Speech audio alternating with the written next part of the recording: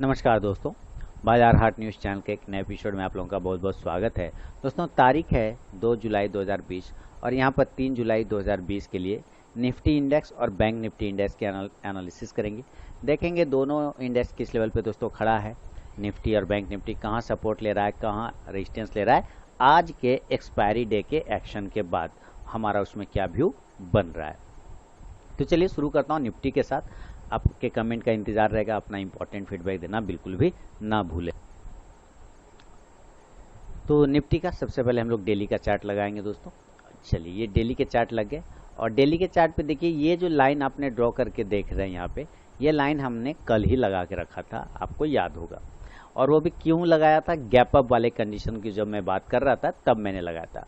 अब आपसे मैं आपका ये अपेक्षा करूँगा कि क्या जो कल हमने एनालिसिस किया उसके हिसाब से हमारा निफ्टी और बैंक निफ्टी मूव किया या नहीं किया, तो वो इम्पॉर्टेंट फीडबैक जरूर दें।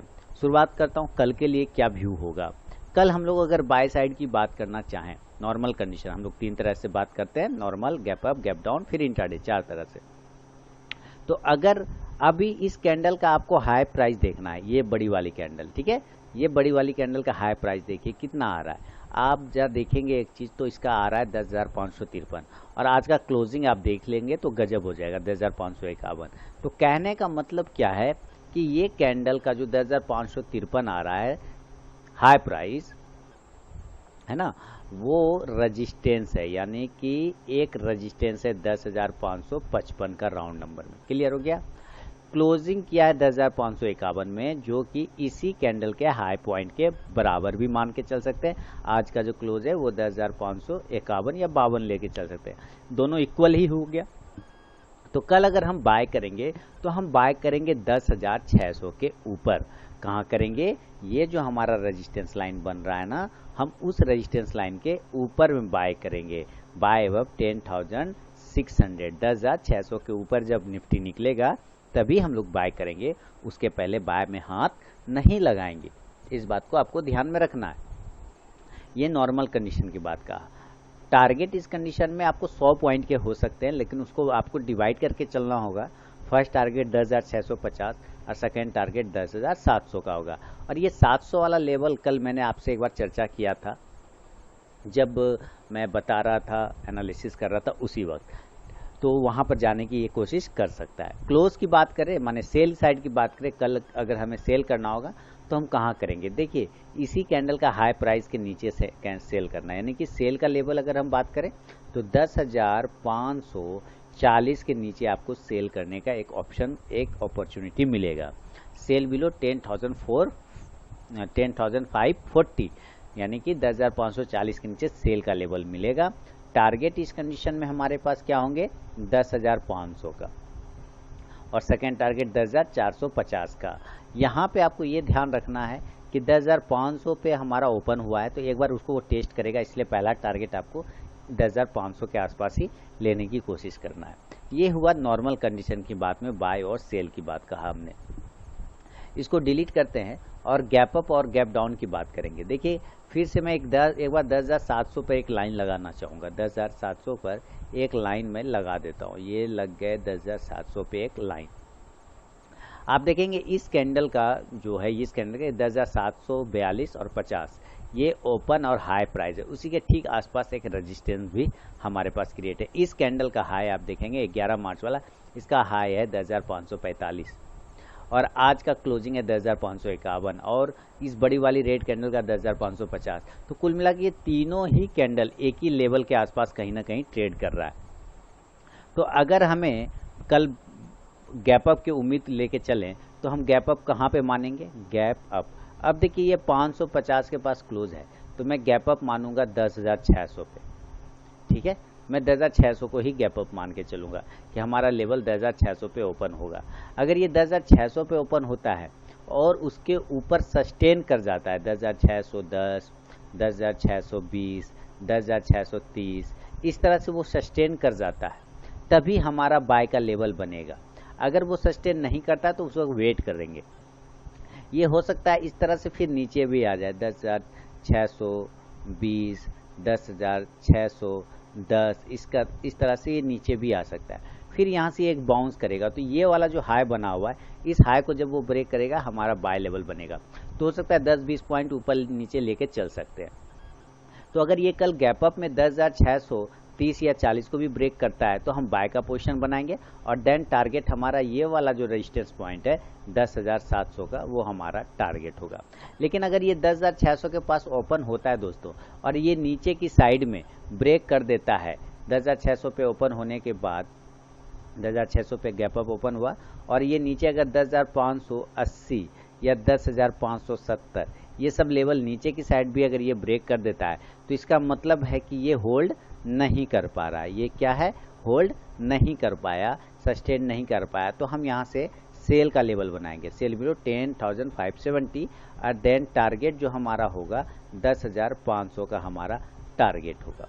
ये चीज़ समझ में आपको आ गया होगा, गैप अप में बाय और सेल के कंडीशन। अब मैं यहाँ पर से दोस्तों, अगर लाइव मार्केट में कॉल चाहिए तो टेलीग्राम चैनल ज्वाइन कर लीजिए, वीडियो के डिस्क्रिप्शन में लिंक है, आप वहाँ पे फ्री ऑफ कॉस्ट में टेलीग्राम चैनल पे लाइव मार्केट में कॉल प्राप्त कर सकते हैं। अब यहाँ आपको ये देखना है कि ये तो हुआ नॉर्मल गैप अप कंडीशन में बाय और सेल का।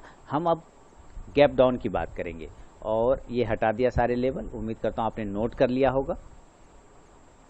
तो गैप डाउन की अगर बात कर ले तो गैप डाउन अभी 10,550 पे क्लोज कर रहा है। अभी मैं 10,500, अब हमारा इंपॉर्टेंट सपोर्ट क्या बनेगा?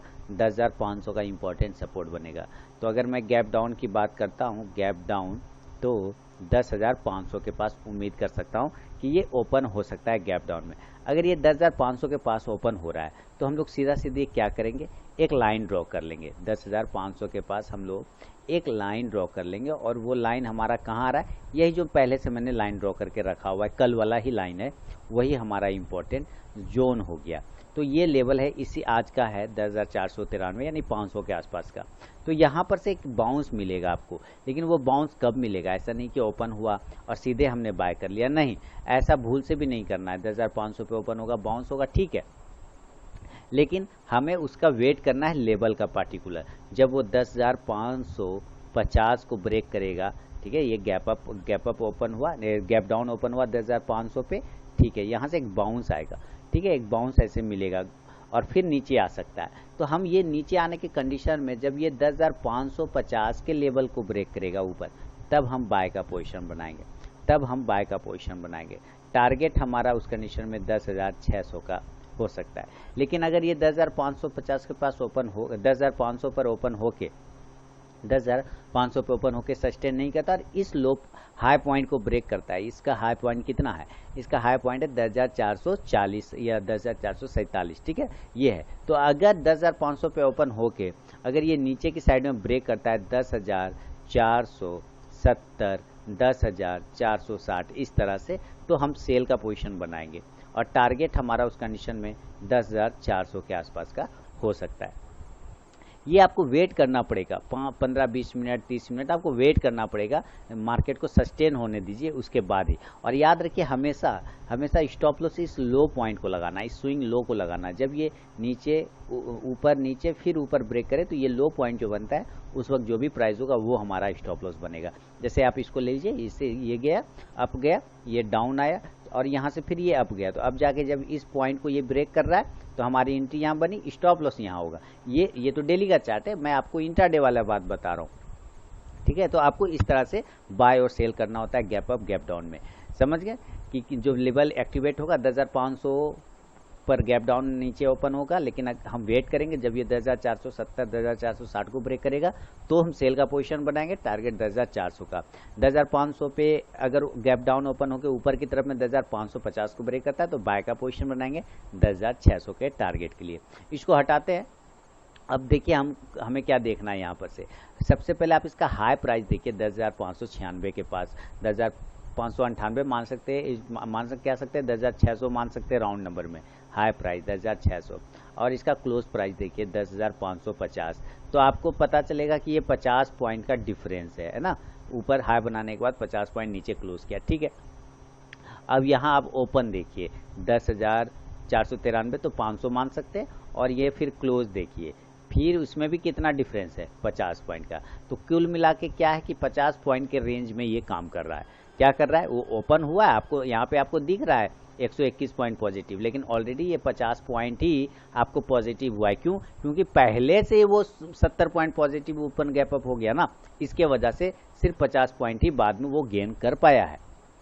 ये आपको समझ के चलना पड़ेगा। चलिए अब हम लोग इसी कंडीशन पे इसका इंट्राडे का चार्ट लगाते हैं और इंट्राडे में देखते हैं कि कहाँ पे हमारा बाइंग और सेलिंग का लेवल इमीडिएट बनता है। चलिए ये लगा लिया हमने इंट्राडे का।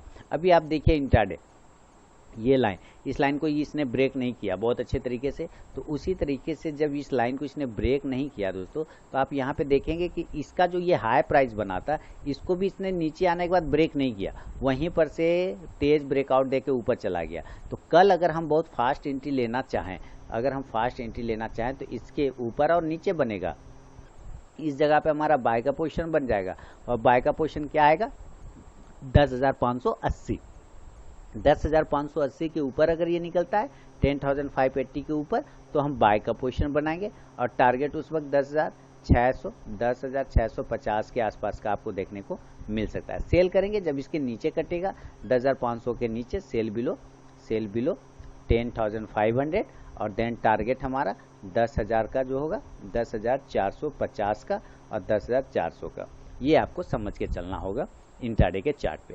तो आपको मैंने नॉर्मल कंडीशन में बताया, गैप अप में बताया, गैप डाउन में बताया, नॉर्मल का और इंट्राडे के चार्ट पे भी बताया। इसको हटाता हूँ, अपना इंपॉर्टेंट फीडबैक जरूर दीजिएगा। बैंक निफ्टी का चार्ट लगाता हूँ।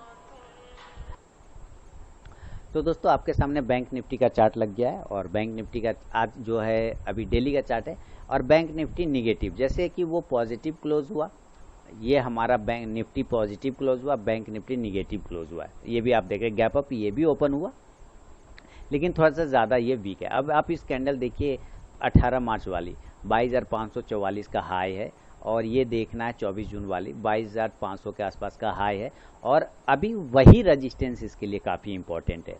बैंक निफ्टी के लिए कितना रेजिस्टेंस इंपॉर्टेंट है 22,000, पहले 22,000 का था, 22,000 का था जो कि अभी भी वैलिड है। हालांकि आज उसके ऊपर भागा काफ़ी अच्छा सा, लेकिन क्लोज जस्ट उसके नीचे दिया हुआ है 21,993। अगर ये 22,000 के ऊपर क्लोज करता ना तो थोड़ा मज़ा आ जाता, लेकिन 22,000 के ऊपर क्लोज नहीं हो पाया, तो इसके लिए थोड़ा सा लोचा हो गया। क्या कि अगर ये 22,000 के ऊपर कल फिर से निकलता है बाय पोजीशन, ठीक है, अगर ये कल 22,000 के ऊपर फिर से निकलता है तब हम बाय करेंगे और देन टारगेट हमारा 22,000, वो जो मैंने आपको लगा के दिखाया रेजिस्टेंस 22,500 का, वो हमारा टारगेट होगा। लेकिन कब? जब ये 22,000 के ऊपर निकलेगा तब। तो पहला टारगेट 22,350 का होगा, इसमें भी आपको 2 पार्ट करने होंगे। फर्स्ट टारगेट 22,300 का ले सकते हैं, सेकेंड टारगेट 22,500 का ले सकते हैं।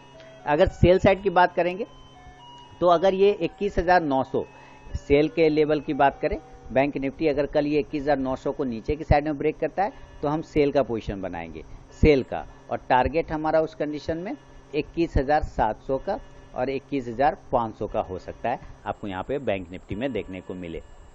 इसको हटाइए यहाँ से दोस्तों और इसके इंट्राडे के चार्ट को देखिए डायरेक्ट, तो आपको इंट्राडे चार्ट पता चलेगा फ्लैग जैसा ये ऊपर से नीचे की साइड में आया हुआ है, या आप ट्रेंड लाइन भी समझ सकते हैं। ये देखिए यहाँ, तो ये इसके लिए इंपॉर्टेंट रेजिस्टेंस का काम कर रहा है, ये लाइन इसके लिए इंपॉर्टेंट रेजिस्टेंस का काम कर रहा है। यहाँ से भी एक लाइन ड्रॉ कर लीजिए, तो एक कहीं ना कहीं जाके ये एक तरह का डिसेंडिंग ट्रायंगल पैटर्न में फंसा हुआ है। ये नीचे की साइड में कल अगर 21,800 या 50 को भी ब्रेक कर दे, 21,800 सेल के लेवल के लिए बता रहा हूँ, 21,850 को भी अगर ये ब्रेक करता है तो हमारा सेलिंग लेवल एक्टिवेट हो जाएगा यहीं पर से, और देन टारगेट हमारा 21,700 का और 21,500 का भी देखने को आपको मिल सकता है। बाय के लिए देखिए सबसे पहले तो इसको यहाँ से ऊपर जाना होगा और यहाँ पे 22,200 का एक रेजिस्टेंस लेवल है, आप देख ही रहे, वो ब्रेक करने की कोशिश करना होगा। लेकिन हमारा पहला जो बाय लेवल एक्टिवेट होगा वो 22,000 के ऊपर ही एक्टिवेट होगा, तो बाय अबव 22,000 और देन टारगेट जो हमारा उस कंडीशन में होगा, पहला टारगेट 22,200 का, जो कि आपको वो लाइन मैच करेगा यहाँ पे। उसके बाद अगर ब्रेक करता है तो देन टारगेट हमारा 22,400 का देखने को मिल सकता है बैंक निफ्टी में।